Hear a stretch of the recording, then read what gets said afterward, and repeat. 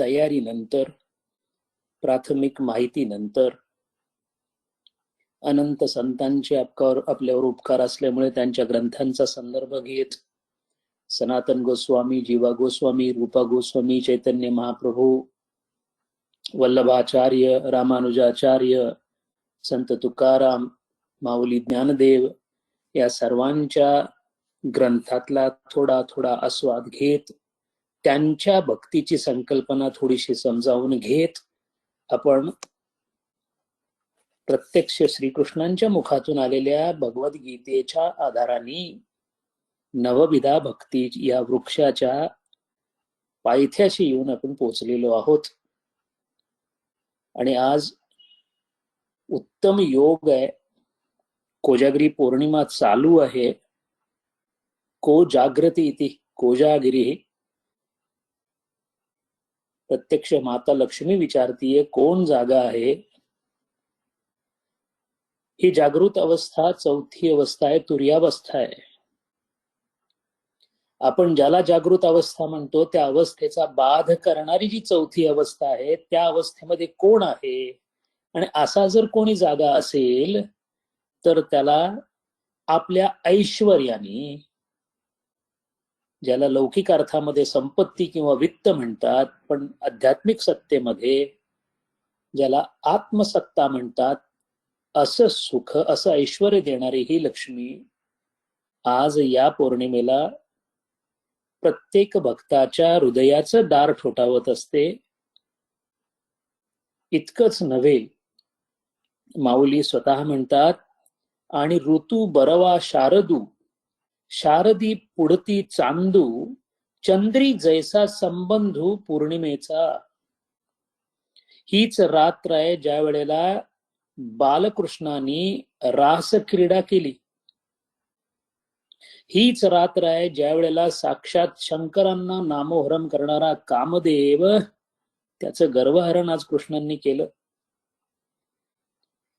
कृष्णांनी सगुण दर्शन झाल्यानंतर गोपींच्या हृदयात विरह भक्ती, ज्याला ज्ञानोत्तर भक्ती किंवा ज्ञानोत्तर विरह भक्ती म्हणतात, त्याचा प्रकट झाला, त्याचा उदय झाला, ती आजची रात्र.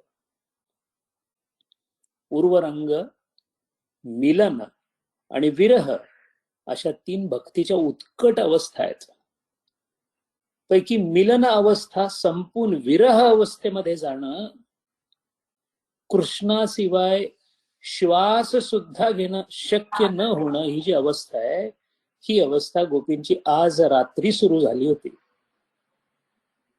म्हणून नामदेव महाराज म्हणतात, धन्य त्या गोपिका, धन्य त्यांचे पुण्य, भोगिताती कृष्ण पूर्ण ब्रह्म. नामा म्हणे होय कामाचे ते पूर्ती, नवे वीर्यच्युती गोविंदाची. अशी ही रात्र. आणि आज या शुभ मुहूर्तावर आपण नवविधा भक्ती हा अभ्यास सुरू करण्याचा प्रयत्न करतोय. जे शब्द येतील त्या शब्दामध्ये वक्त्याचा, अधिकाराचा अंतर्भाव अजिबात नाही. किंबहुना वक्त्याकडे तितका अधिकार नाहीच. म्हणून जेव्हा अधिकार नसणारा अधिकारी बनून आपल्या मुखातून प्रत्यक्ष वासुदेवांबद्दल बोलण्याचा काही प्रयत्न करतो, तेव्हा त्या वासुदेवांना शरण जाऊन त्यांच्याकडेच आपल्या बुद्धीचा ताबा देणं हे सर्वात संयुक्तिक आणि शहाणपणाचं ठरतं. ते करून आपण नवविधा भक्ती ऐकण्यास बसलो आहोत. स्वतः समर्थ म्हणतात, सावध होऊन श्रोतेजन, ऐका नवविधा भजन, सत्शास्त्री बोलिले पावन होई जे येणे. प्रत्यक्ष समर्थांचा शब्द आहे. नवविधा भक्ती सावध होऊन ऐकायला सांगितलेली आहे. सावध फार महत्वाचा शब्द आहे. आणि सत्शास्त्री बोलिले पावन, शास्त्रावर आधारित, पावन करणारी, चित्ताला शुद्ध करणारी अशी भक्ती जेव्हा या कानांनी श्रवण केली जाते, जेव्हा एक एक शब्द कानातून उतरून हृदयाच्या अंतःकरणाच्या त्या पटलावर, त्या चित्तावर जसा हवा तसा ठसा ठेवून जातो, तेव्हा भगवन नामाची ताकद त्या चित्तावर सुस्पष्ट व्हायला लागते. या सुस्पष्टतेचा अभिप्राय म्हणून सावध होऊन ऐकायला सांगितलेला आहे.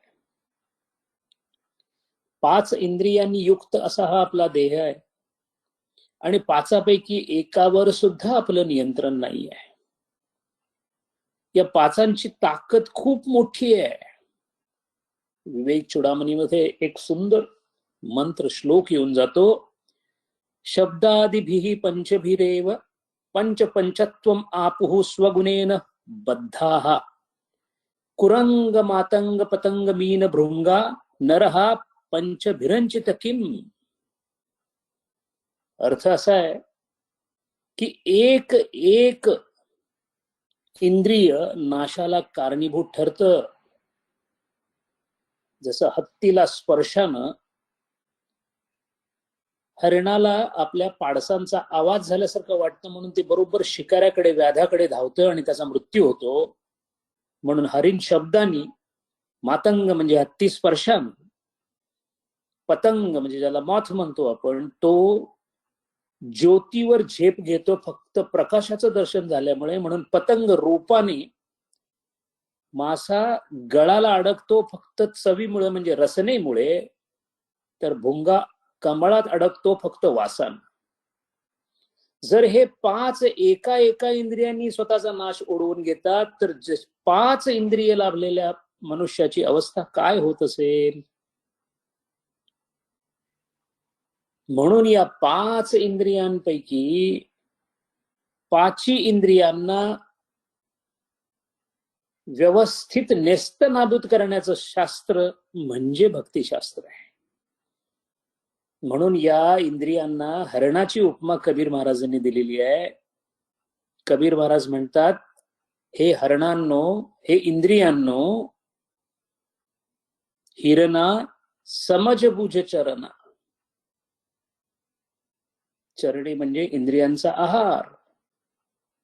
हे इंद्रियांनो, फार सावध राहा.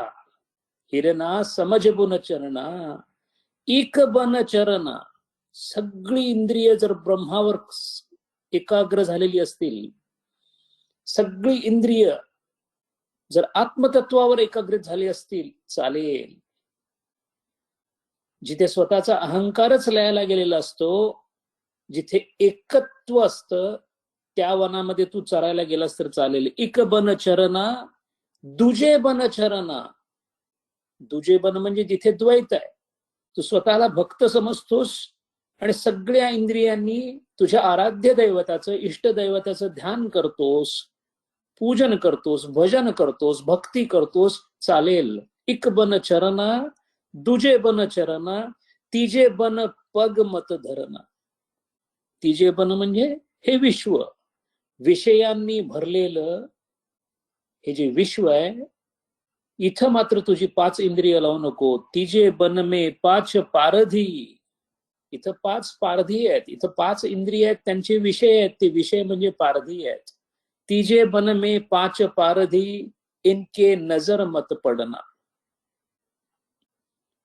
ही जी 5 इंद्रिय आहेत, हीच 5 इंद्रिय 25 तत्व जी आहेत, सांख्यांच्या तत्वज्ञानामध्ये या पिंडाचं जे वर्णन केलेलं आहे ते 25 तत्वांनी पूर्ण असं केलेलं आहे.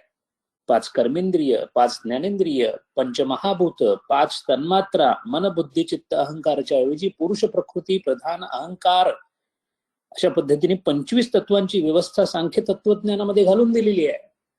कबीर महाराज म्हणतात, 5 हिरणा 25 हिरणी उनमे एक चतुरना. हे सगळे तुम्हाला फसवू शकतात. तोय मार तेरो मांस बिकावे.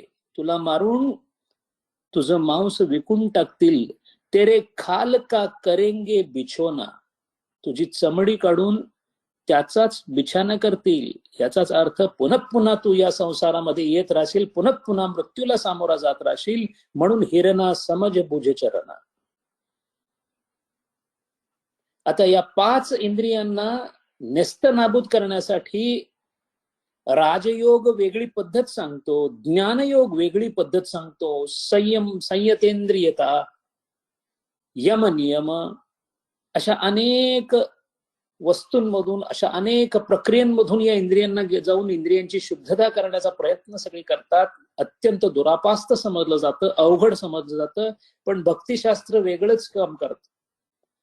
भक्तिशास्त्र विषयांवरून इंद्रियांना बाजूला जायला सांगतं, बरोबर बाजूला जायला सांगतं. ज्ञानमार्ग तेच सांगतो, राजयोग तेच सांगतो, कर्ममार्ग तेच सांगतो. पण ज्या विषयांवरून इंद्रियांना मागे बोलवून घेतलं ते इंद्रिय आता कुठे लावायचं, कुठेच लावायचं नाही असे बाकीचे योग सांगतात. ध्यानामध्ये लावा असं म्हणतात. मग सगुण असो निर्गुण असो.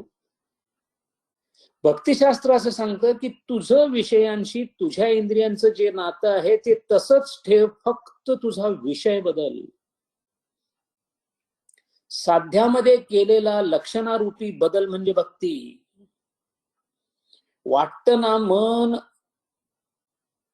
स्त्री किंवा पुरुष, पुरुषाला स्त्रीचं, स्त्रीला पुरुषाचं आकर्षण असतं. जेव्हा मन तिकडे जायला लागतं, डोळ्याने जेव्हा ते दर्शन होतं, तेव्हा मनामध्ये भोगाचे विचित्र विचित्र कल्पना मनामध्ये तयार होतात. आता फक्त तेच इंद्रिय श्रीमती राधाराणीच्या सौंदर्यावर, स्त्री शक्तीच्या रूपामध्ये, परमेश्वराच्या अनंत शक्तीमध्ये, सौंदर्य ही सुद्धा त्याचीच शक्ती आहे, त्याचंच रूप आहे, मोहिनी रूप त्याचं आहे. भगवान श्री विष्णूंनी मोहिनीचं रूप घेतलेलं आहे. मोहवणारी मोहिनी ही सुद्धा त्याची शक्तीच आहे. तेव्हा प्रत्येक सुंदर स्त्री किंवा जिथं जिथं सौंदर्य आहे तिथे तिथे हात जोडायला काहीच हरकत नाही. अशा दृष्टीने जर चक्षु हे इंद्रिय एखाद्या स्त्रीकडे पाहत असेल तर तिथे होणारी भावना ही केवळ शुद्ध सौंदर्याची भावना राहील. म्हणून काम विरहित सौंदर्य रसिकता. अगदीच खरं सांगायचं म्हणजे भागवतामध्ये वापरलेले शब्द आहेत. 6व्या स्कंदामध्ये भागवत कथा ऐकण्यासाठी काय काय करावं याचं वर्णन सनकादी ऋषींनी दिलेलं आहे. त्यामध्ये असं सांगितलंय, रसलंपटांना बोलवून घ्या. रसलंपट शब्द आपल्याला फारसा कानाला ठीक वाटत नाही, कारण आपल्याला स्त्री लंपट हा शब्द ऐकून माहिती आहे. याचाच अर्थ आपण स्त्री लंपट म्हणजे ज्याच्यासाठी असुसलेला, स्त्रीसाठी असुसलेला. आणि रसलंपट म्हणजे भगवान श्रीकृष्णांसाठी असुसलेला. म्हणून लंपटता तशीच ठेवायची आहे, फक्त स्त्रीच्या ऐवजी श्रीकृष्णाला तिथे उभं करायचंय. हा फरक आहे भक्तिशास्त्र आणि बाकीच्या शास्त्रांमधला. आपल्या मनामध्ये आतापर्यंत सवयी झालेल्या, अंतःकरणाला सवयी झालेल्या वृत्तींच्या बरोबरच भक्तिशास्त्राची सुरुवात जिथे आहात तिथून आहे. भक्तिशास्त्राला नवीन काही करावं लागत नाही, जिथं आहात तिथून, जो अनुभव आहे तिथून. आणि म्हणूनच भक्तिशास्त्रामध्ये शूद्रांना, स्त्रियांना बोलून घ्या असं लिहिलेलं आहे. यात 6व्या स्कंदामध्ये असं सांगितलंय की जेव्हा भगवत कथा लागलेली असते तेव्हा आमंत्रण पाठवली जावीत. ही आमंत्रण सगळ्यांना जावीत, समाजाच्या सगळ्या वर्णांना जावीत. आणि खास करून उल्लेख करण्यात आलेला आहे स्त्री शूद्रांसहित. उघड छाती ठोकपणे भक्तिशास्त्र भगवान श्रीकृष्ण या विश्वामधल्या कुणालाही बाजूला करत नाहीत. चांडाळाला बोलवून घ्या. अट एकच आहे, तो वैष्णव असावा, त्याची विष्णूमध्ये भक्ती असावी, त्याची कृष्णावर भक्ती असावी, त्याची रामावर भक्ती असावी. अभक्त सोडून सर्वांना बोलवलेलं आहे. अभक्ताला व्याध म्हटलेलं आहे. अभक्ताला नको, बाकी सगळ्यांना बोलवा, मग तो लहान असो, मोठा असो, स्त्री असो, पुरुष असो. अशी ही नवविधा भक्ती जेव्हा आपण सुरू करतो तेव्हा समर्थ सांगतात, सावध होऊन ऐका. कारण नवविधा भक्ती असा उल्लेख, 9 भक्तींचा उल्लेख, काही ठिकाणी त्यामध्ये एखादी भक्ती वाढवली जाते, काही ठिकाणी त्या भक्तींचा 5 मध्ये समावेश केला जातो. पण नवविधा भक्ती प्रामुख्यानं 2 ठिकाणी शास्त्रांमध्ये आपल्याला दिसते. अर्थात सर्वांना माहित असलेलं श्रीमद भागवत पुराणामध्ये भगवान श्री प्रल्हाद महाराज नवविधा भक्तीचा अत्यंत सुप्रसिद्ध श्लोक जो आता मानसीताईंनी सांगितला तो सर्वांना मुखोद्गत आहे. त्या नवभक्ती तिथं सांगितल्या गेलेल्या आहेत, भागवतामध्ये सांगितल्या गेलेल्या आहेत. आणि अशाच नवविधा भक्ती बद्दलचा श्लोक अध्यात्म रामायणामध्ये भगवान श्री रामचंद्र आपल्या अत्यंत श्रेष्ठ अशा भक्ताला म्हणजेच शबरी मातेला उपदेश करताना नवविधा भक्तीचा उपदेश करतात. आणि भगवान श्रीकृष्णांच्या बद्दल बोलायचं झालं तर ताबडतोब आपल्या डोळ्यासमोर अधिकारी व्यक्ती म्हणून जशी नावं येतात, चैतन्य महाप्रभू, रामानुज, तुकाराम महाराज, माऊली, अशा पद्धतीनं अध्यात्म रामायणाचं नाव घेतल्याबरोबर आपल्या डोळ्यासमोर तुलसीदास महाराजांचं नाव येतं. म्हणून अध्यात्म रामायणामध्ये जी नवविधा भक्ती सांगितलेली आहे ती भक्ती इतकी प्रसिद्ध झाली नाही, ती या नवविधा भक्तीपेक्षा म्हणजे आपल्याला माहित असणाऱ्या भागवतातल्या नवविधा भक्तीपेक्षा वेगळी नाही, पण सांगण्याची पद्धत थोडी वेगळी आहे. अध्यात्म रामायणामध्ये जी नवविधा भक्ती सांगितलेली आहे, तुलसीदास महाराज म्हणतात पहिली भक्ती त्याच्यामध्ये प्रथम भक्ती संतन कर संगा, संत संग, साधूंचा संग, सत्संग, सज्जनांची संगत ही पहिली भक्ती आहे. याचा अर्थ इथून पुढे आपल्या आयुष्यामध्ये जो सज्जन नाही, आणि सज्जनाची व्याख्या भक्तिशास्त्रामध्ये काय आहे, ज्याला कृष्ण आवडतो तो सज्जन. कारण कृष्ण आवडणारा माणूस कृष्णाला आवडणार नाही असं कोणतंही काम करत नाही. आणि वैष्णवांचा पहिला गुण जर कोणता असेल तर तो आहे अद्वेष्टा. वैष्णव कोणाचाही द्वेष करत नाहीत. म्हणून असा द्वेष न करणारा, आणि वैष्णवांचं जर द्वेष करत नसतील तर दुसरं महत्वाचा त्यांचा गुण म्हणजे अहिंसा. अहिंसेचा वारा सुद्धा त्यांना लागत नाही. इतकंच नव्हे, दुसऱ्याला झालेल्या वेदनांची कळ त्याच्या हृदयामध्ये उमटते असं अंतःकरण ज्याचं आहे त्याला वैष्णव असं म्हणतात, त्यालाच सज्जन असं म्हणतात भक्तिशास्त्रामध्ये. प्रथम भक्ती संतन कर संगा, दुसरी रती मम कथा प्रसंगा. रामाची कथा ऐकायला कान आसुसलेले असले पाहिजेत. आपण काही महत्वाचे प्रश्न पाहणार आहोत. आपल्याला काही बाळबोध प्रश्न पडतात. असे पडतात, ऐकून काय होणार आहे? रामाने रावणाला मारलं, रामाने रावण, आम्ही लहानपणापासून ऐकत होतो, काय फरक पडला आमच्यात? मग ते हरिविजय, मग ते हरिकथा, मग भागवत पुराण, हे सगळं प्रल्हादाची कथा, हिरण्यकशिपूची कथा, नरसिंह अवताराची कथा, हे गोकुळाची कथा, हे कथा कथा कथा कथा सगळ्या लागलेल्या आहेत, सगळीकडे चालू आहेत, सगळं ऐकतो. हे कशासाठी ऐकायचं? काय आमच्यात तरी फरक पडलेला दिसत नाही, किंवा जे ऐकतात त्यांच्यात पडलेलं दिसत नाही, असे काही काळेचिराईत आपल्यामध्ये असतात. आपण पाहणार आहोत त्याचं उत्तर काय आहे. आणि केवळ ऐकण्याला इतकं का महत्व दिलंय तेही आपण पाहणार आहोत, कारण ती पहिलीच भक्ती आहे. म्हणून दुसरी रती मम कथा प्रसंगा, गुरुपद पंकज सेवा, तिसरी भक्ती अमान. गुरुसेवा नम्रतेसहित. भक्तिशास्त्रामध्ये ज्याला अभ्यास करायचा आहे त्याची सगळ्यात महत्वाची अट जर कोणती असेल तर त्यांनी स्वतःचा अभिमान दूर ठेवावा. दंभाचा आणि वैष्णवांचा काहीही संबंध असू शकत नाही. वैष्णव श्री कृष्णापुढे, रामापुढे कमरेपासून नव्हे, गुडघ्यापासून नव्हे, साष्टांग प्रणिपात करून झुकलेला असतो. तो साष्टांग प्रणिपात हा केवळ शारीरिक नसून तो मानसिक असतो. जो परमेश्वरा पुढे तुकला तो समाजामध्ये कसा दंभी राहू शकेल? अभिमान कशाचा करायचा? फक्त वैष्णवाला अभिमान असतो तो एकाच गोष्टीचा, तो म्हणजे मी कृष्णाचा भक्त आहे, मी रामाचा भक्त आहे. हा अभिमान सोडून त्याला कोणताही अभिमान नसतो.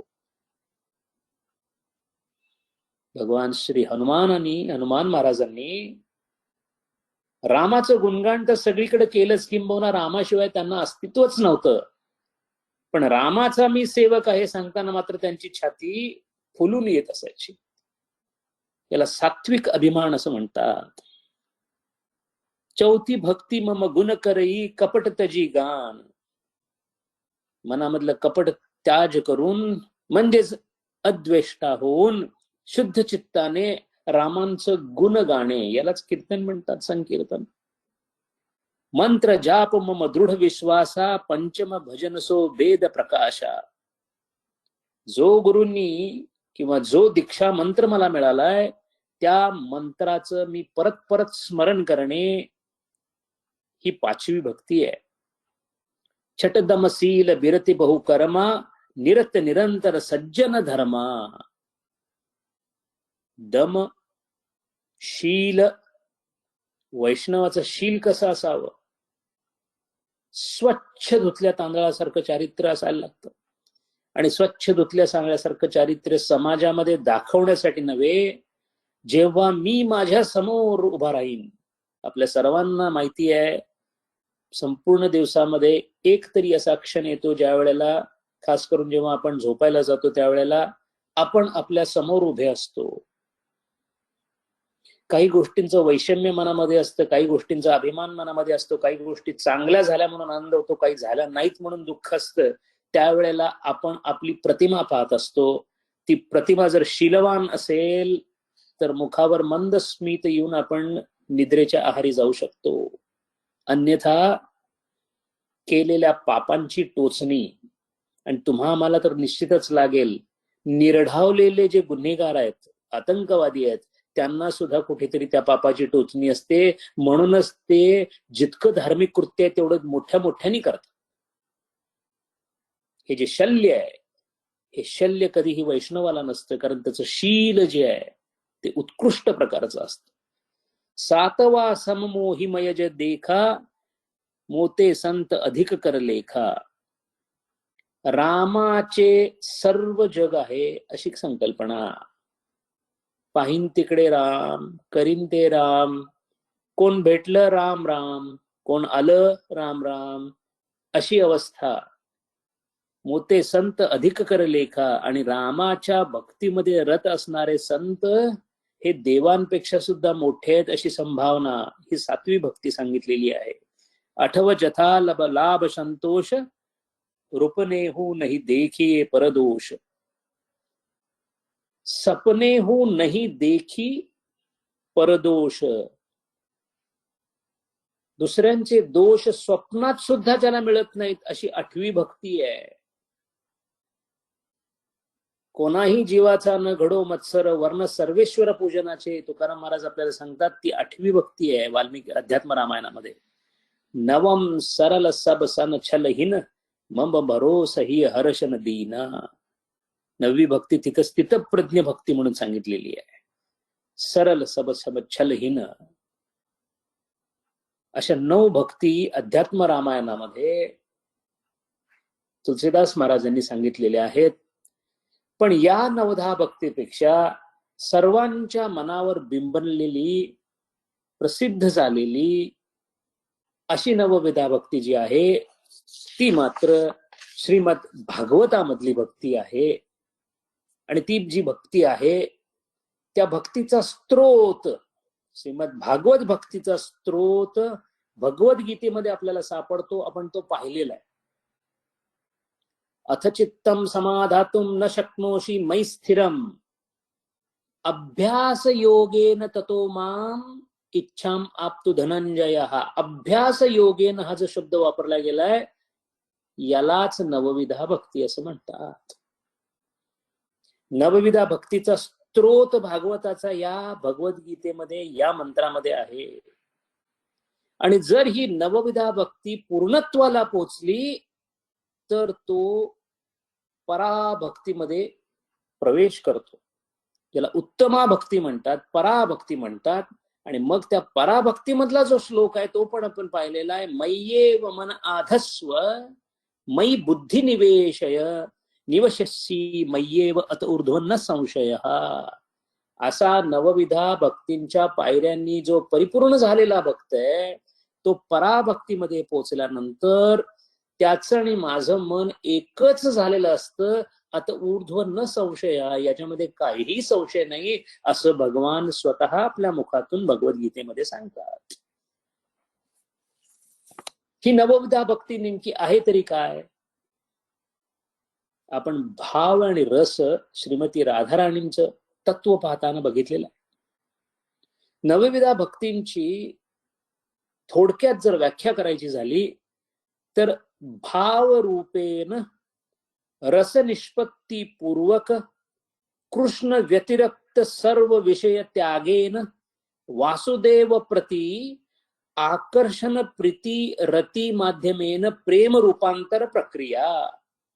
म्हणजे भावासहित रस निष्पन्न होईल अशा पद्धतीने कृष्णाशिवाय सर्व विषय वर्ज करून वासुदेवांच्या प्रती प्रथम आकर्षण, नंतर प्रीती, नंतर रती, आणि अशा माध्यमातून प्रेमामध्ये संबंधांचं ज्या रूपांतर होतं त्याला नवविधा भक्ती असं म्हणतात.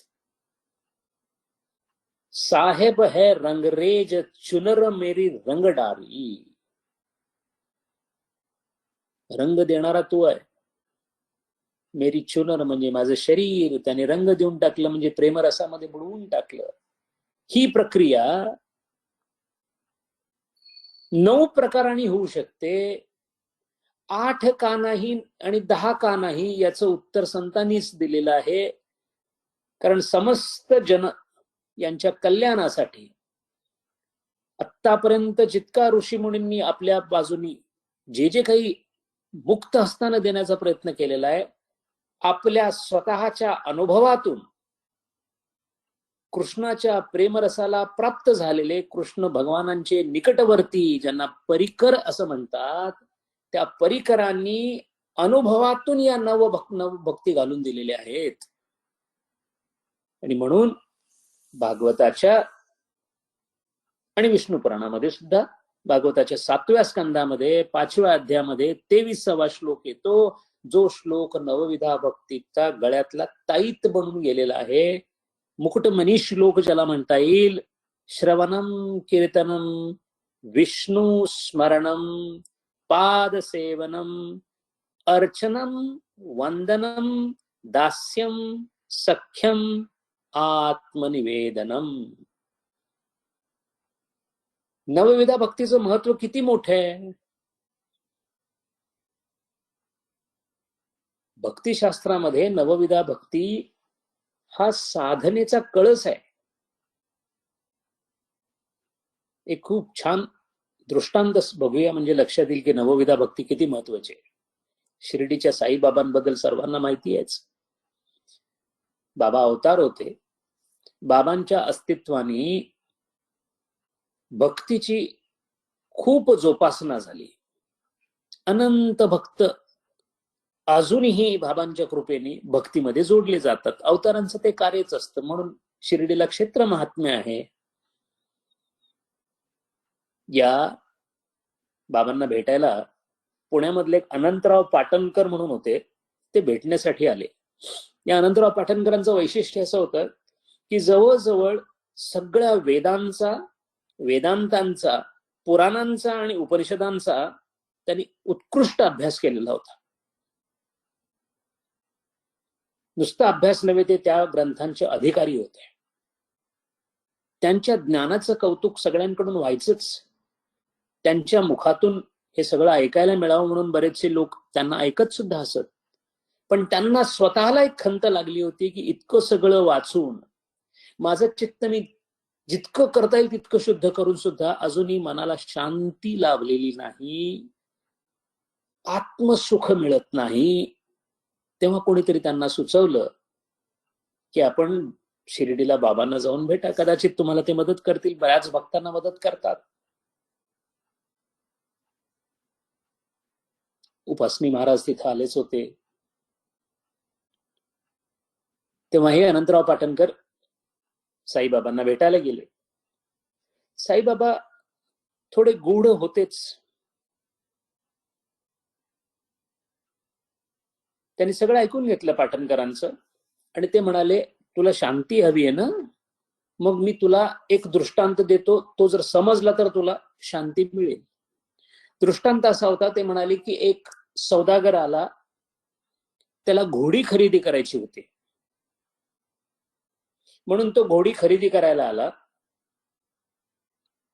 आणि घोडीची परीक्षा करत असताना घोडीनी लीद टाकली.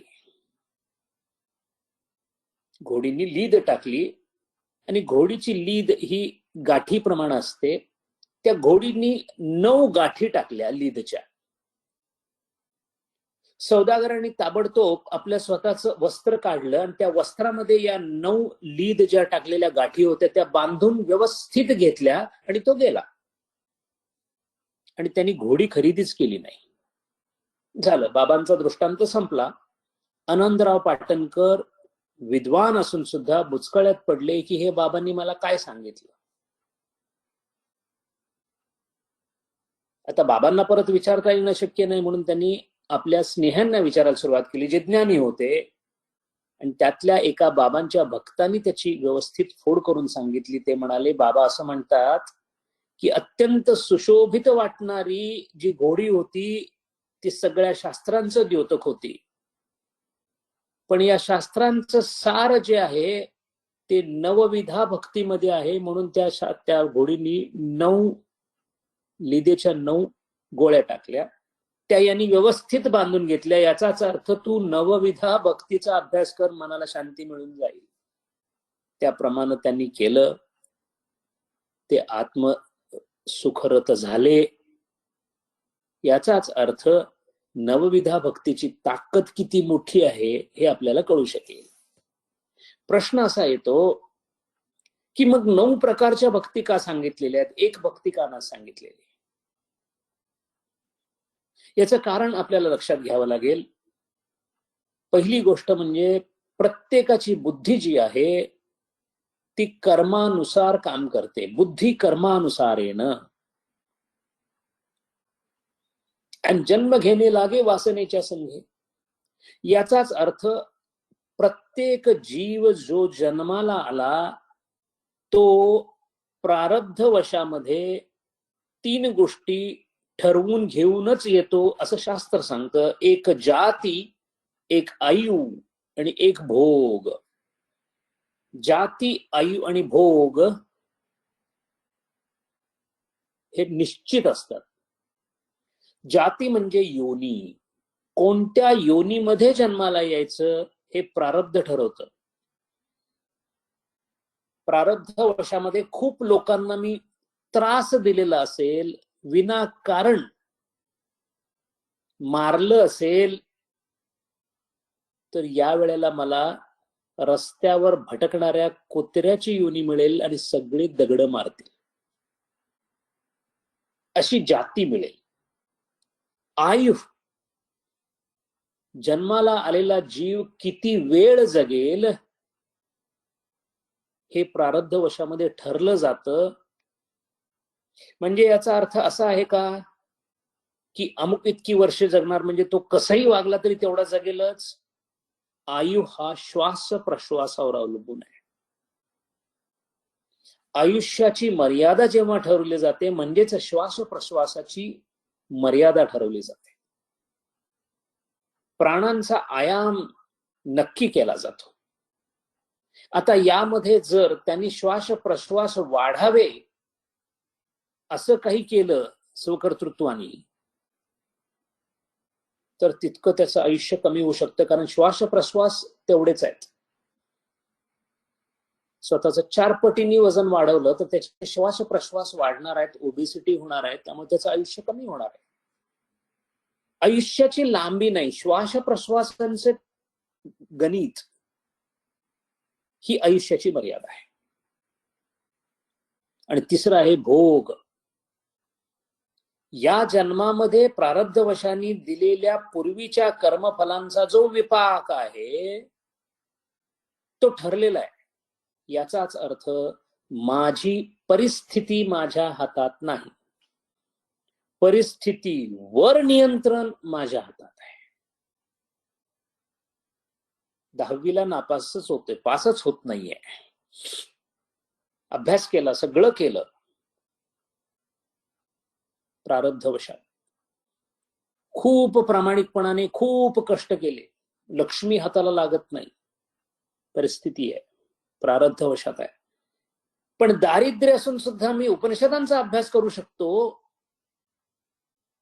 क्रियमान स्वातंत्र्य.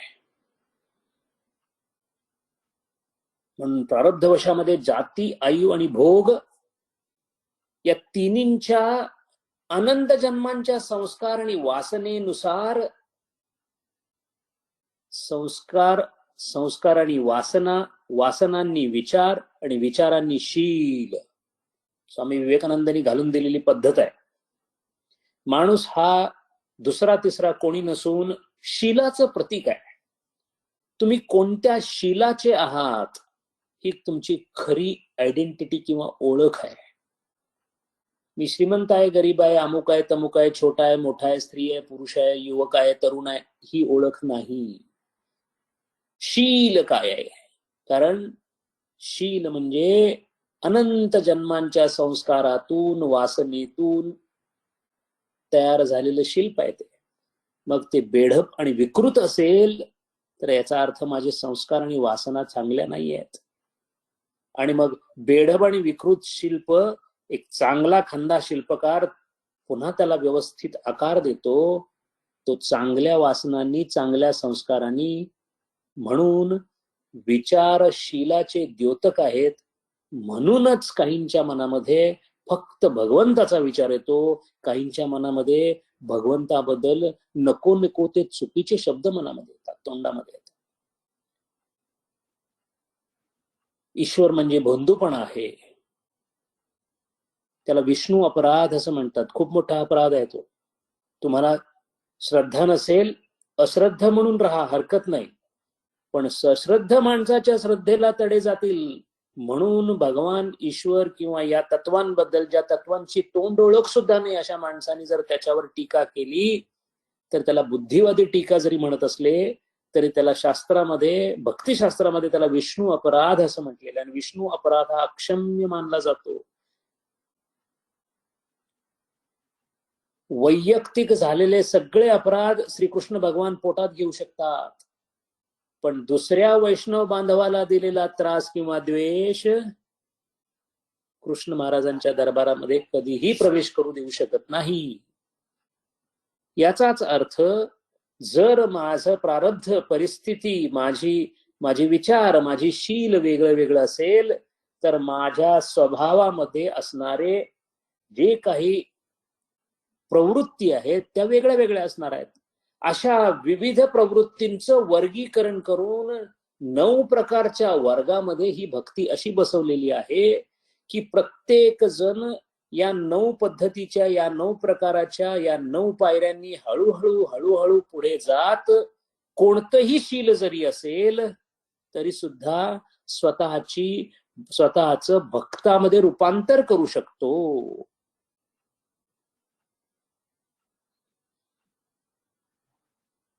आणि हे सगळं गुणत्रयी विभागामध्ये सांगितलेलं आहे. माझ्याकडे कोणता गुण आहे याच्यावर माझं भक्ती कशी चालेल किंवा साधना कशी चालेल ही आहे.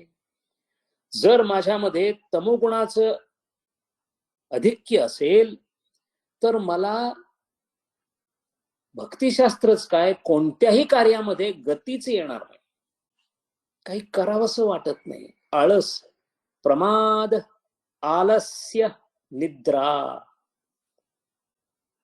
हे तमोगुणाचं द्योतक आहे. मग तमोगुणी माणसाने काय करायचं भक्तिशास्त्रामध्ये? आळस झटकून कमीत कमी देवळात जाऊन बसायचं, भले नाही काही कळेना, एक पाऊल पुढे. रजोगुण ज्यांच्यामध्ये जास्त आहे त्यांची वेगळी कथा आहे. रजोगुणी माणसाचं एक वाक्य त्याच्या तोंडात नेहमी असतं, वेळ नाही. इथपर्यंत काम आलंय. प्रचंड मोठं कार्य स्वामी विवेकानंदांनी रामकृष्णांनी केलं आणि त्यांना वेळच वेळ होता देवासाठी. रजोगुणी माणसाचं वैशिष्ट्य असं आहे, त्याच्याकडे वेळ नसण्याचं कारण त्याचे उपद्व्याप असतात, व्याप नसतो. काका, परमपूज्य काका परत परत सांगतात, व्यापानी माणूस मरत नाही, उपद्व्यापानी मरतो. उपद्व्याप म्हणजे काकांच्या चुलतीच्या पुतणीचं बारसाय जगेलच पाहिजे, याला उपद्व्याप म्हणतात. रजोगुणी माणसाचं लक्ष. नेहमी एक प्रश्न वैष्णवांनी स्वतःला विचारावा, आत्ता मी जे काही भगवंत सोडून करतोय ते टाळता येण्यासारखं आहे का? आज रविवार आहे, अमुक अमुक हॉटेलमध्ये चांगला नाश्ता मिळतो, निश्चित तो टाळता येतो. कारण का? मला आणखीन 10 मिनिटं माझ्या भगवंतासाठी देता येतील. असा विचार मनामध्ये येणं हेच सत्वगुणाचं द्योतक आहे. सत्वगुण म्हणजे काय?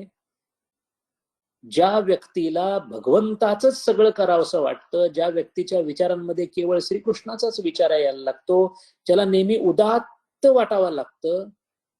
उदात्त म्हणजे नेहमी उंचीचे विचार. नेहमी मनामध्ये ज्याच्या स्वामी विवेकानंद कसे असतील, स्वामीजी कसे जात असतील, कसे वल्लभाचार्यांनी पंढरपूरच्या वाळवंटामध्ये भजन केलं असेल, चैतन्य महाप्रभूंची अवस्था कशी असेल, कसे चालत असतील. किंबहुना कल्पनेच्याच राज्यामध्ये गुंतायचं असेल तर फिकट निळा गडद निळा रंग असणारा तो श्रीकृष्ण कसा चालत असेल, कसा जात असेल, कसं तुलसीदासांना भगवान श्रीराम सगळीकडे दिसत असत, नुसतेच दिसत नसत, वर्णन सुद्धा किती छान केलंय. ठुमक चलत रामचंद बाजत पैंजनिया. कसे वाटतात छोटे रामचंद्र चाललेत, दुडू दुडू दुडू दुडू पळतायत, बालक समोर येतं, तेजस्वी बालक रामचंद्र आहेत. कौसल्य माता एका बाजूला बसलेले, पहा कसा कल्पनेचा विस्तार झाला. हा सगळा कल्पनेचा विस्तार, भगवंताचा विचार सत्वगुणाचा द्योतक आहे. आणि हे मी सांगत नाही किंवा शास्त्र म्हणतात, संत सांगतात, बहुत सुकृतांची जोडी म्हणून विठ्ठली आवडी. फुकाफुकी विठ्ठलाचा विचार मनामध्ये येत नाही. आपण सगळे भाग्यवान आहोत. बिलकुल आपल्याला अभागी म्हणण्याचं कारण नाहीये, कारण आपण नवविधा भक्तीचा अभ्यास करतोय, याचाच अर्थ कुठेतरी पुण्यकर्म केलेला आहे. हा जो बोलणारा लाकडाचा ढलपा आहे, याच्या बुद्धीमध्ये जे काही थोडस बोलण्यायोग्य शब्द घालणारा जो परमेश्वर आहे, याचं एकच कारण आहे, कुठेतरी या हातांनी, या कानांनी, यानी कुठेतरी ज्या भगवान श्रीकृष्ण रामकृष्ण परमहंस संत तुकाराम जिथं चालले असतील, कदाचित ते पंढरपूरला गेले असतील, तिथल्या धुळीचा एक कण म्हणून मी कदाचित कुठेतरी असेन. त्या पुण्याची उतराई म्हणून इतकं सगळं आपल्याला ऐकायला कानाला मिळतं, याचाच अर्थ आपण पुण्यवान आहोत. हरीचा भक्त कधी पुण्यवान नाही असं होऊच शकत नाही.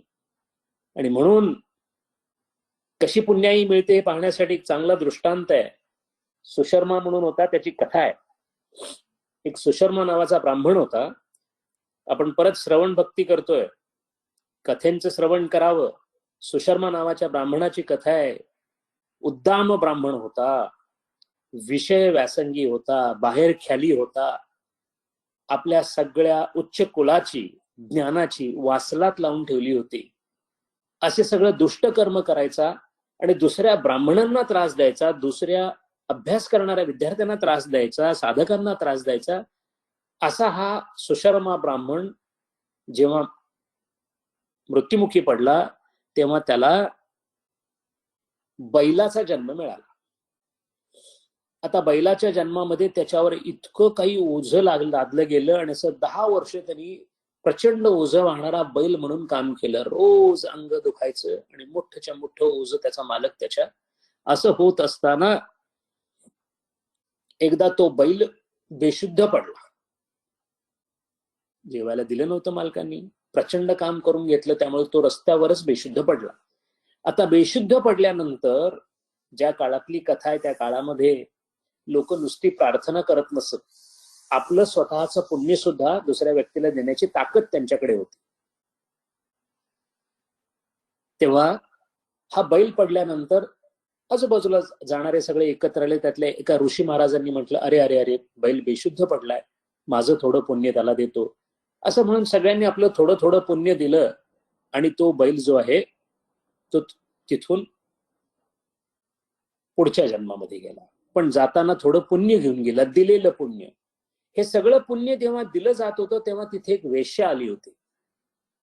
या वेश्येने विचार केला की माझ्या आयुष्यामध्ये तर मी काही चांगलं केलेलंच नाही, मी वारयोषित आहे, मी काय केलंय चांगलं? उलट लोकांना, लोकांची घरं जी आहेत ती तोडण्याचंच काम केलं असावं कदाचित.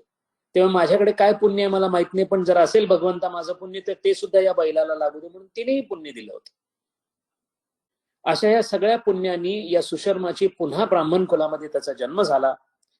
त्याला प्रचंड ज्ञानप्राप्ती झाली आणि ज्ञानप्राप्ती झाली त्यावेळेला त्याचे मागचे जन्म त्याला आठवले आणि त्याला आठवलं की आपल्याला सगळ्यांनी पुण्यही दिली होती आणि त्यामध्ये एक वेश्या होती. त्यामुळे त्याला खूप कुतूहल निर्माण झालं की मला ही वेश्या शोधून काढली पाहिजे. आपल्या सिद्धीने त्यांनी तिचा पत्ता लावला आणि तो त्या वेश्येकडे गेला आणि त्या वेश्येला विचारलं की तूही मला पुण्य दिलेलं आहेस, तुला हे पुण्य कुठून लाभलं असं वाटतंय? तर ती वेश्या म्हणाली, मला असं काय आठवत नाहीये, पण माझ्याकडे एक पोपट होता आणि तो पोपट संस्कृतमध्ये भगवद्गीतेचं काहीतरी अध्याय बोलायचा. ते कदाचित माझ्या कानावर पडलं, त्यातून मला पुण्य मिळालं असेल.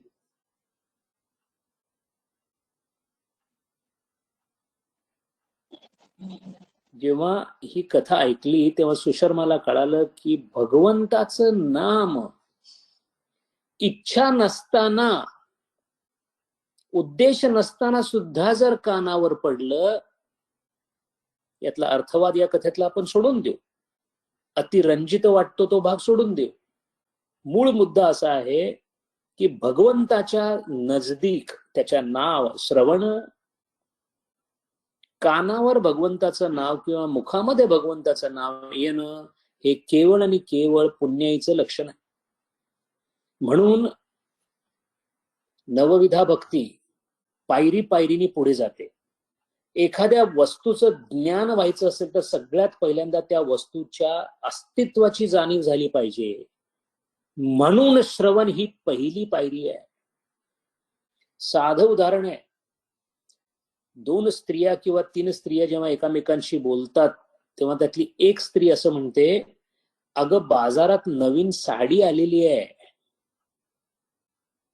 आणि मग पुढचा सगळा उद्योग जो काय व्हायचा तो होतो. पण पहिली महत्वाची गोष्ट म्हणजे काय झालं? श्रवण झालं, अस्तित्वाचं श्रवण झालं. म्हणून भगवंताच्या अस्तित्वाची जाणीव श्रवणाने होते. म्हणून आपल्याकडे संस्कारात गर्भाधारणेपासून जे संस्कार चालू होतात, गर्भाधारणेतच मुलाला ऐकवलं जातं, मुलीला ऐकवलं जातं भगवान. हिंदू धर्मामध्ये सगळ्या मुलांची नावं ही पौराणिक कथेच्या पात्रांवर ठेवली जातात. ती सगळी भगवंताची नावं आहेत. केशव, माधव, संजय, सगळी भगवंताची नावं आहेत. अलीकडे थोडासा मूर्खपणा जर सोडला, हनी आणि सनी वगैरे जी नावं ठेवली जातात ती जर टाकून दिली, कारण हेनरी म्हणजे काय हे कोणालाच माहित नाहीये. हेनरी या शब्दाचा अर्थ काय, अल्बर्ट या शब्दाचा अर्थ काय, केशव या शब्दाचा अर्थ काय, 2 मिनिटात कोणी सांगू शकेल. अतिशय भोळेपणाने जो प्रसन्न होतो, आशुतोष. या सगळ्या नावातून सुद्धा मुलाला बोलवत तरी भगवंताची आठवण. जो फक्त अभक्त असतो तो या नावांची सुद्धा, कृष्णाला कृष्ण्या, हरीला हर्या असं व्हावं म्हणून नावं ठेवलेली नाही. हे सगळं करण्याचा धर्माचा उद्देश असा आहे की चारी बाजूनी, चौबाजूनी म्हणून सण घालून दिलेले आहेत. आज अमुक सण आहे, आज एकादश आहे, आज विष्णू आहे, आज शिव महाशिवरात्र आहे, आज अमुक आहे. सतत त्याची आठवण आजूबाजूला राहावी, नाहीतरी इंद्रिय कुठं जातात हे सगळ्यांना माहिती आहे. आधुनिकीकरणाबरोबर असणारे संस्कार लयाला झाले म्हणजे काय आपण फार ऑर्थोडॉक्स झालो असं नाही. पाश्चात्यांच्या अनुकरणाने संस्कृती ढासळते म्हणून आपण जास्त विचार करत नाही. त्याहून मोठा धोका असा आहे, एक जीव म्हणून माझ्या आजूबाजूला असणारा ईश्वराचा जयघोष कमी होत चाललाय. म्हणून पहिल्यांदा ऐकणं. आणि जेव्हा ती साडी ऐकते ती स्त्री, मग ती दुसऱ्या स्त्रीला विचारते, काय आहे एवढं विशेष काय त्याच्यात? ती सुरू करते, अगं त्याचा पल्लू जो आहे ना, त्याचा पोत जो आहे ना, याचाच अर्थ जे ऐकलं त्याचं वर्णन, ही पुढची पायरी आहे. अगदी अपसूक आहे, साहजिक आहे. असं जे गुणवर्णन आहे त्याला कीर्तन असं म्हणतात. श्रवणम कीर्तनम.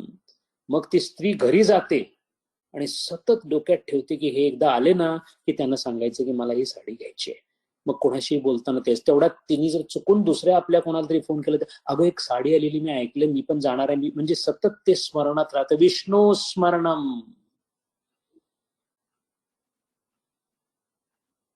मग एकदा धाडस करून ती स्त्री त्या दुकानाच्या जवळ जाण्याचा प्रयत्न करते. ती साडी त्या बाहेरच्या बाजूला लावलेली असते. मग ती आत जाते, ती साडी पाहते आणि विचार करते की आत्ता नको, पण घेऊया आपण. पण साडीला हात लावून येते, बघून येते, हा खात्री करते की चांगली आहे. पाद सेवनम. आता प्रत्यक्ष त्या वस्तूचा स्पर्श करण्याचे प्रयत्न चालू झाला.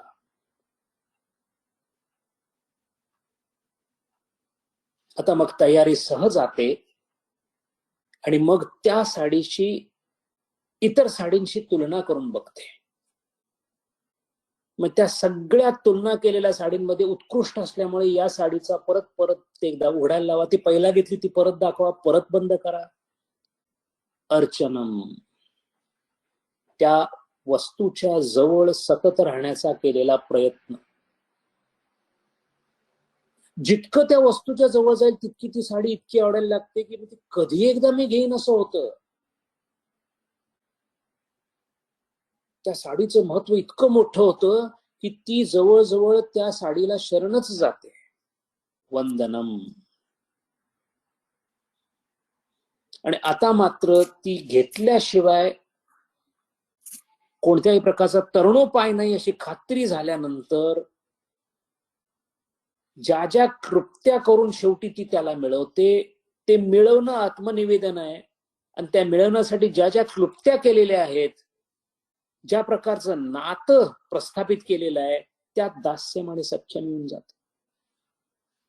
आपल्या आयुष्यामध्ये प्रत्येक गोष्ट आपण याच प्रकाराने करतो. पहिल्यांदा ऐकतो. ज्या माणसाने अजिबात मोबाईल फोन हा शब्द ऐकलेला नाही, त्याला त्या विषयाची काही गती यायचं कारणच नाही, त्याला कोणताही परिणाम होण्याचं कारण नाही. म्हणून श्रवण ही पहिली भक्ती आहे. आणि श्रवण ही पहिली भक्ती असल्यामुळे श्रवणाला अत्यंत महत्व आहे. अगदी शास्त्रीय भाषेत सांगायचं झालं तर ज्ञान साधना बहिरंग अंतरंग अशा 3 पद्धतीने होते. बहिश्च म्हणजे एकदम बाहेरच्या बाजूला असणारी जी ज्ञान साधना आहे ती आपल्या व्यवहारातली ज्ञान साधना आहे. यज्ञ, तप, दान. या जीवाचं विश्वाशी असणारं नातं व्यवस्थित धर्माप्रमाणे प्रस्थापित करणं म्हणजे बहिश्च साधना. कोणाही जीवाचा न घडो मत्सर. बाहेरच्या कोणत्याही विषयाबद्दल लोलंगता असता कामा नये. यज्ञ करावेत, तप करावं, दान करावं आणि चित्तशुद्धी मिळवावी. बहिश्च. ज्याची बहिश्च साधना सुरू झाली त्याची बहिरंग साधना चालू होते. बहिरंग साधना म्हणजे विचार करायला लागतो. तो विचार करणे की मी जे करतोय ते श्रीकृष्णाला आवडेल की नाही, याला विवेक असं म्हणतात. विवेकाची व्याख्या आत्मा अनात्म विवेक, अद्यो नित्यानित्य वस्तू विवेक परिगण्यते, हे सगळं जरी खरं असलं, अगदी साध्या भाषेमध्ये मी केलेला विचार, मी केलेली कृती भगवान श्रीकृष्ण माझ्यावर खुश होतील की नाराज होतील याचा विचार करणारा माणसाला विवेक आहे असं म्हणतात. वैराग्य. भगवंताला जी गोष्ट आवडणार नाही त्याचा त्याग करणे म्हणजे वैराग्य. इहामूत्र फलभोग विराग वगैरे ते सगळं ठीक आहे, ती शास्त्रीय व्याख्या आहे, साधी व्याख्या इतकीच आहे. खोटं बोललो भगवंताला नाही आवडणार.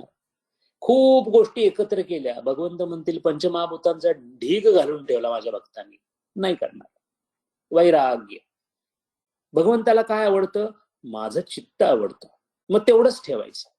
कसलं चित्त शुद्ध चित्त आवडतं, मग शुद्ध चित्त फक्त ठेवायचं, बाकी सगळं सोडून द्यायचं.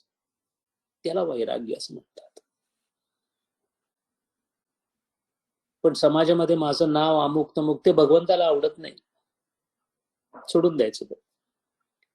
मी काय काय केलं हे भगवंताला नाही आवडत, सोडून द्यायचं. मला सगळ्यांच्या मध्ये खूप चांगलं वक्तृत्व यावं, म्हणजे सगळ्यांच्यावर मला खूप मोठं काहीतरी असं करून दाखवता येईल वगैरे, हे भगवंताला नाही आवडत, सोडून द्यायचं. भगवंताला दंभ आवडत नाही, भगवंताला क्रोध आवडत नाही, मग सोडून द्यायचं. भगवंताला न आवडणारं सगळं सोडणे याला वैराग्य म्हणतात, भक्तिशास्त्राच्या दृष्टीने केलेली व्याख्या. शमदमादी षटक. भगवंतासाठी जे जे त्याज्य आहे ते त्याग करणे यालाच शमदम म्हणतात. आणि मुमुक्षत्व, मुमुक्षत्व म्हणजे ज्ञानमार्गातलं मुमुक्षत्व नव्हे, भक्तिशास्त्राच्या दृष्टीने मुमुक्षत्वाला सुद्धा नगण्य समजलेलं आहे. मुमुक्षत्व काय करायचं? भगवंताचं भक्त असा म्हणतो, काय करायचं मुक्त होऊन? मुक्त झालो म्हणजे मग मी तुझा भक्त कसा राहीन? मुक्त नाही, भक्त. याला बहिरंग साधना असं म्हणतात. ज्याची बहिरंग साधना झाली तो आता काय करतो? आता लागला श्रीकृष्णाच्या मागे. त्याला अंतरंग साधना असं म्हणतात. अंतरंग साधना ही श्रवण मनन निधिध्यासन तत्वम पदार्थ संशोधनम इति अंतरंग साधना. म्हणून अंतरंग साधनेमध्ये श्रवण मनन निधिध्यासन आणि तत्वम पदार्थ संशोधन असं सांगितलंय. मग ज्ञानमार्गातलं हे सगळं ठीक आहे, विचारसागर रहस्यामध्ये दिलेलं आहे. पण भक्तिशास्त्राच्या दृष्टीने श्रवणम श्रीकृष्णाचे, मननम श्रीकृष्णाचे, निधिध्यासन श्रीकृष्णाचे रामाचे, आणि तत्वम पदार्थ संशोधन, आमचा तत्वम पदार्थच श्रीकृष्ण आहे. आता संशोधन काय करायचं? तो आम्हाला माहिती आहे कसं आहे. आता फक्त संशोधन म्हणजे त्याच्या मांडीवर जाऊन बसायचं, त्याच्या पदकमलाजवळ जाऊन बसायचं, त्याच्या अंतरंगामध्ये जाऊन बसायचं, त्याचा परिकर व्हायचं. तिथे बसलेले जे जे आहेत, चैतन्य महाप्रभू अजूनही गात आहेत, तुकाराम महाराज अजूनही तिथे चिपळ्या वाजवत आहेत, माऊली अजूनही तिथं बसलेले, तिथं जाऊन बसायचं. झाला कृतार्थ झाला, पुरुषार्थ संपला. अशी ज्ञान साधना आहे. इथं श्रवणाचं महत्व आहे. अंतरंग साधनेतलं पहिलं साधन श्रवण असं आहे. श्रवणाची व्याख्या जी आहे, युक्तीने वाक्य तात्पर्य निश्चिती, लिंगपूर्वक वेदांत वाक्य निश्चयास श्रवण असं म्हणतात. ऐकणं म्हणजे नुसतं ऐकणं नव्हे, कसं ऐकायचं हे फार महत्वाचं आहे. कसं ऐकणे. म्हणून श्रवण भक्तीमध्ये सर्वात महत्वाचं जर काय असेल तर ऐकणं आपण केलेलंच आहे. आपण लहानपणापासून ऐकत आहोत, पण ऐकण्याने म्हणावा तसा बदल का घडत नाहीये? एक गोष्ट लक्षात ठेवायला हरकत नाही, ऐकण्याने बदल घडतोच. हा चकार महत्वाचा आहे. याचा अर्थ तुम्ही इच्छा नसताना सुद्धा लहान असताना आजीनी ओढून घेऊन गेली म्हणून कुठल्या कथेला जरी बसला असला तरी ते संस्कार वाया जात नाहीत. पण ज्या जमिनीमध्ये 100 क्विंटल धान्य यायला पाहिजे, तिथे जर 1 मन फक्त धान्य आलं तर बरं वाटत नाही. म्हणून श्रवण केल्याने फायदा होतोच, पण किती होतो तिकडं लक्ष दिलं पाहिजे. याचाच अर्थ श्रवण कसे करावे, श्रवणाचे प्रकार कोणते, ऐकावं कसं, हे फार महत्वाचं आहे. म्हणून श्रवणाचा अभ्यास, श्रवण पहिली नवविधा भक्ती आहे. श्रवणाचा अभ्यास करताना नेमकं श्रवण म्हणजे काय, कशा पद्धतीने करावं आणि कशाचं श्रवण करावं, तीन महत्वाचे प्रश्न आहेत. श्रवण म्हणजे काय, श्रवणाच्या पद्धती कोणत्या, कशा पद्धतीने श्रवण करावं आणि कशाचं श्रवण करावं, या तिन्ही गोष्टी आपण पाहणार आहोत. श्रवणाला विस्तारित करण्याचा दुसरा कोणताही मानस नाही. मानस एकच आहे की या श्रवणाबद्दल ऐकल्यानंतर आपल्या श्रवणाच्या पातळीमध्ये जर बदल झाला तर इथून पुढं भगवंताचं नाव किंवा भगवंताची कथा, भगवंताचं जे काही आपण ऐकू ते ऐकताना परिणामकारकरित्या ऐकू. याचाच अर्थ थोड्याशा जमिनीमध्ये खूप उत्पादन आल्यासारखं होईल, फलप्राप्ती.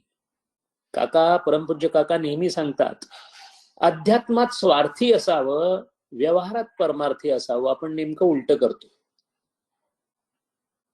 अध्यात्मात स्वार्थी असावं, मला काय मिळणार आहे, या अध्यात्म क्षेत्रामध्ये माझं काय, मला काय, माझं काय असं नेहमी म्हणावं, ते अपेक्षित आहे. म्हणून श्रवणाच्या नेमक्या स्थानाचा अभ्यास फार महत्वाचा. भक्त आणि श्रीकृष्ण हे एक होऊ शकतात की नाही होऊ शकतात. आपल्याला आता जरी आपण जरी म्हणालो हो हो एक होऊ शकतात, तरी आतल्या बाजूला कुठेतरी आपल्याला शंका असते की मी कसा कृष्ण होऊ शकेन, कृष्णाने मी एक कसा होईन.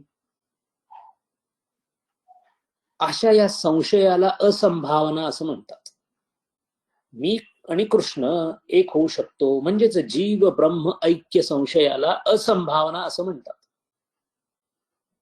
यातली जी असंभावना आहे ती दोन प्रकारची असते. वेदांमध्ये जी जी काही वाक्य सांगितलेली आहेत ती भागवताच्या अनुसार सांगितलेली आहेत किंवा भागवतामध्ये वेदांताचं सार आलं असं सगळे श्रीमद भागवतात आलं असं भक्तिशास्त्र मानतं. मग वेदामध्ये जे काही सांगितलंय ते कर्म आणि उपासना करण्यासाठी सांगितलंय की भक्त आणि कृष्णाची एकत्व होणार आहे असं सांगितलंय. याबद्दल जी शंका असते त्याला प्रमाण असंभावना असं म्हणतात.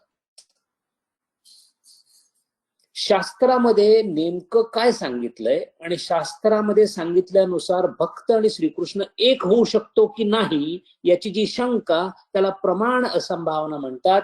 ही प्रमाण असंभावना श्रवणाने निवृत्त होते.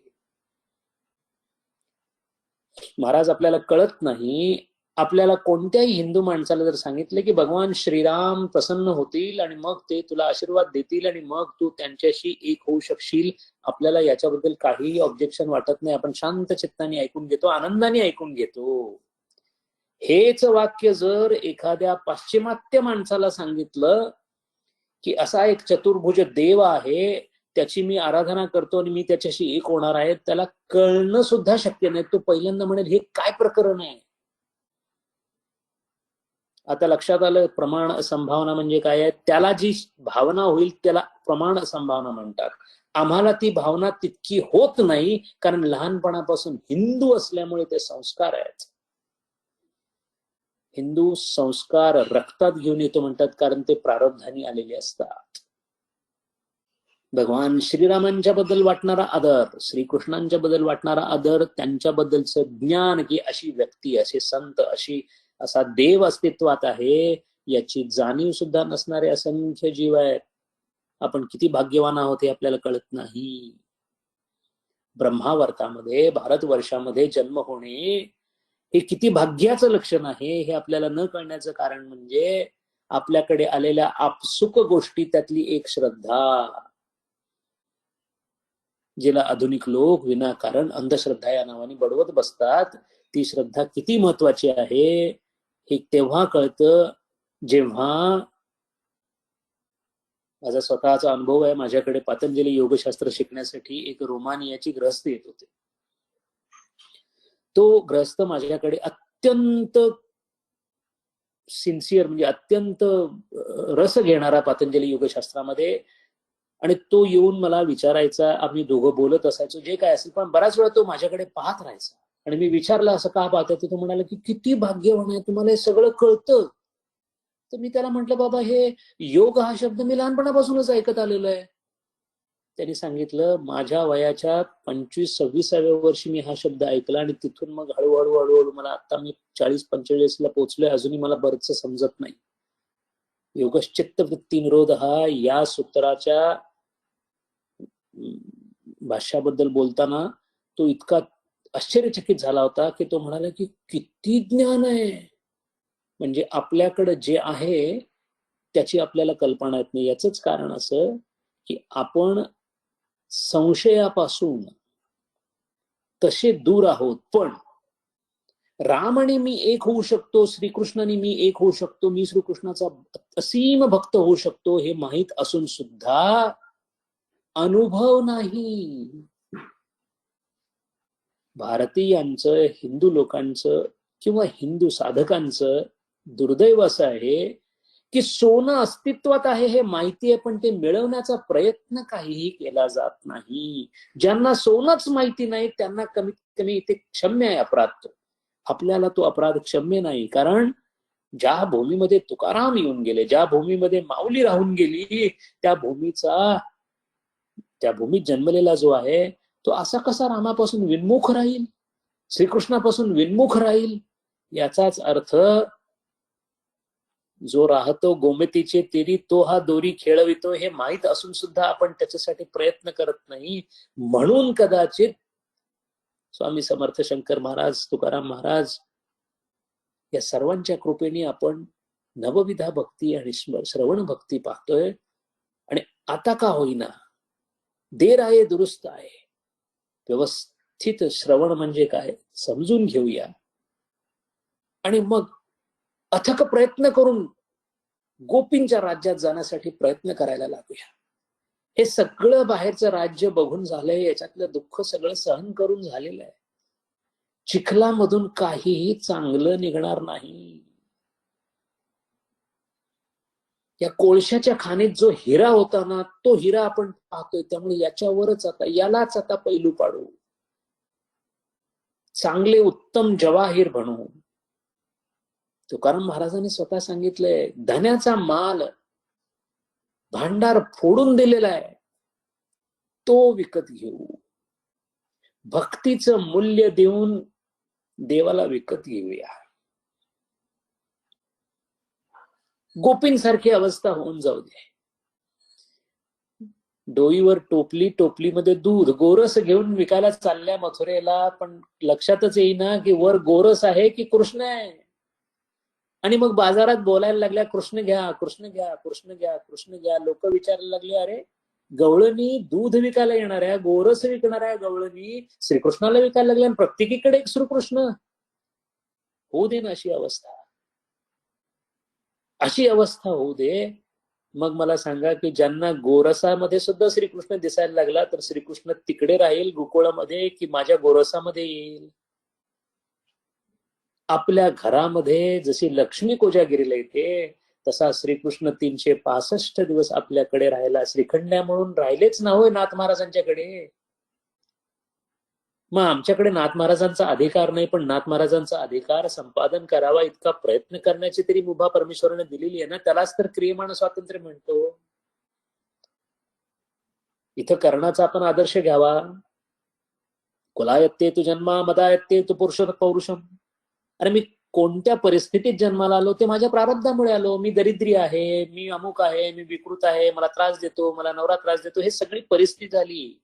पण या परिस्थितीमध्येही मी काय करावं? परिस्थितीचे वाभाडे काढत बसावं की आलेल्या परिस्थितीमध्ये भगवंताचं नाव घ्यावं? हे कोण ठरवतं? मी ठरवतो. त्याला क्रियमाण स्वातंत्र्य म्हणतात. म्हणून प्रारब्धवशात परिस्थिती, क्रियमानात स्थिती, अशा पद्धतीने अभ्यास करू. पुढच्या वेळेला श्रवण भक्ती थोडी खोलाशीवार बघू आणि मग त्याच्यानंतर पुढच्या एक एक भक्तींना आपण सुरुवात करू. इथे वाणीला विराम देऊया. एक प्रश्न आलाय, तो प्रश्न गोंदवलेकर महाराजांच्या चरित्रावर आधारित आहे आणि त्याच्यामध्ये असं म्हटलेलं आहे चरित्रामध्ये की कारण अवतार म्हणून गोंदवलेकर महाराजांचा जन्म झाला. कारण अवतार म्हणजे काय? दोन प्रकारे आपल्याला पाहता येतं. उद्धराया जनसंत हे कारण, म्हणजे त्यांच्या अवताराचं कारण हे जगाचा उद्धार असं ज्यांचं असतं त्याला कारण अवतार असंही म्हणतात. पण दुसरं महत्वाचं शास्त्रीय त्याचं स्पष्टीकरण असं आहे, कार्य कारण भाव नावाचा एक प्रकार आहे शास्त्रामध्ये. हे सगळं जे दिसतंय हे कार्य आहे. हे सगळं जे दिसतं हे कार्य आहे. हे सगळं जे दिसतं हे कार्य आहे. त्या सगळ्या कार्याच्या मागे एक कारण आहे. प्रत्येक कार्याला कारण असतं. मग या कार्याचं हे कारण, त्या कार्याचं हे कारण, असं जर आपण बघत गेलो तर प्रत्येक कार्याला कारण आहे आणि ते कारण कोणाचं तरी कार्य आहे.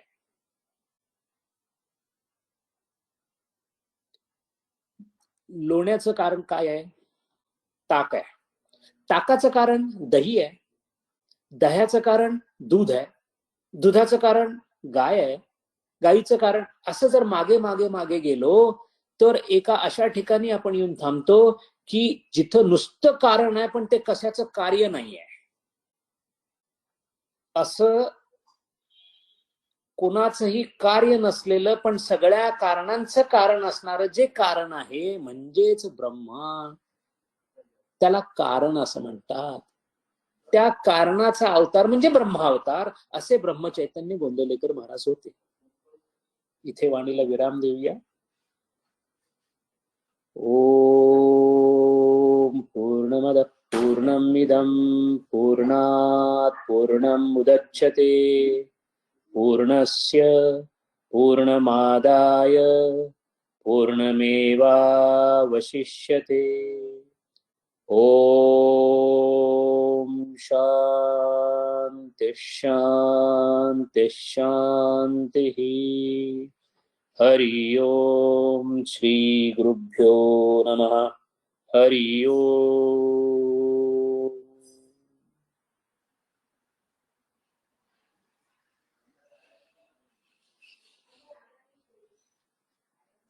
श्रीराम. खूप खूप धन्यवाद डॉक्टर साहेब. कोणाला काही प्रश्न असल्यास माईक अनम्यूट करून विचारावे.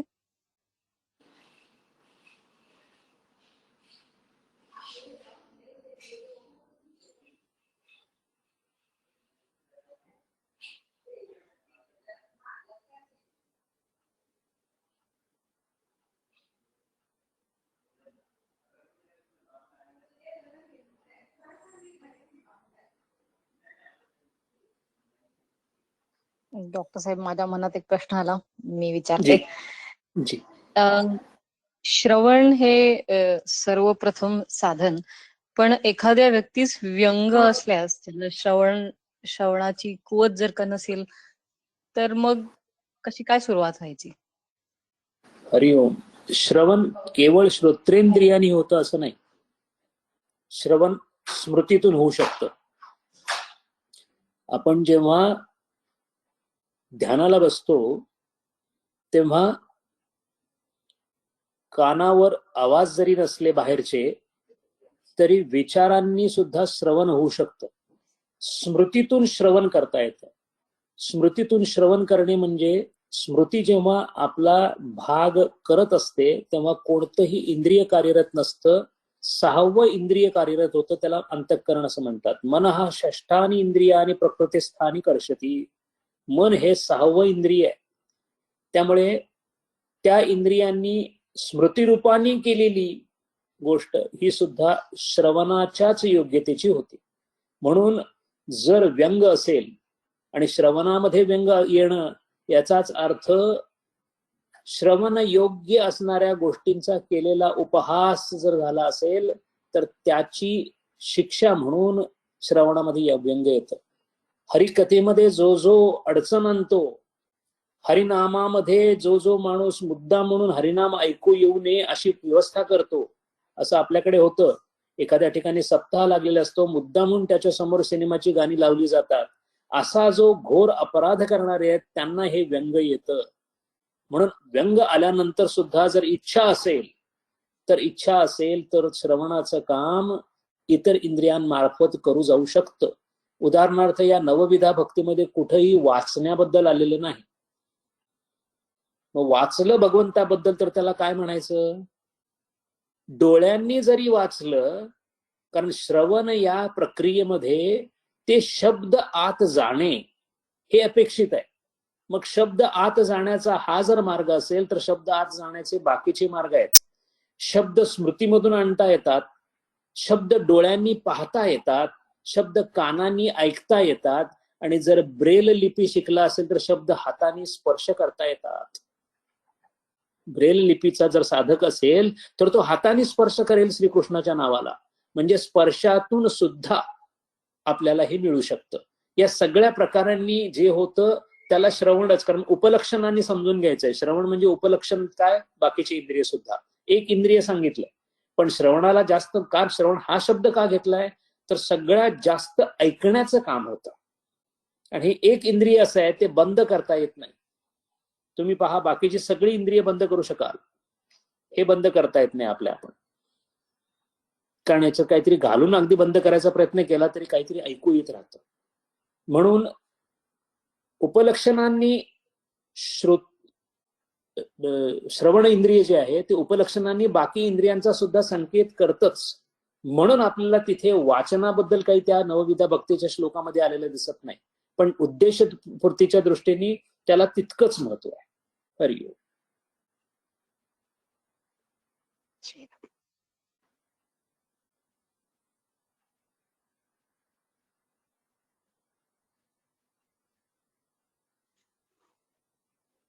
अजून कोणाला प्रश्न नसल्यास इथे थांबूया डॉक्टर साहेब.